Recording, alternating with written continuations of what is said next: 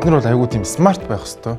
Тийм ямар нэг тийм ингээд үйл хөдлөх хөрөнгө аваал тий бюрократ болоод ингээд хөрөнгө оруулалт хийгээл биш. Бидний гол онцлог нь бидний ямар нэг бараа таваар үйлдвэрлэдэггүй яг ID-н дээр суурилж байгаа бизнес учраас ID гэдэг бол өөрөө смарт байх айгүй боломжтой. Хамгийн бага зарлаа ер нь бараг хөрөнгө оруулалт оруулахгүйгээр бид нар шууд ингээд бизнесээсээ ашиг аваадах боломжтой.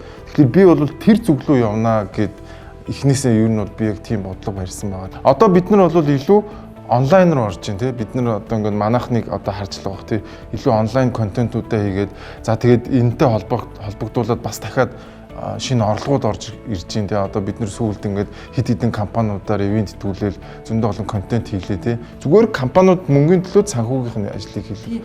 Санхүүгийн компаниуд зөндөө тэр хүмүүст илүү аутсорсинг маягаар ажиллаад би ерөнхийдөө бол миний барьж байгаа түрүүнээс хойш хэлээд айгүй смарт мобайлны байх хэрэгтэй. Тэгээд миний зүгээр ирээдүйд харж байгаа юм уу гэхээр энэ бол зүгээр юм платформ болох хэрэгтэй.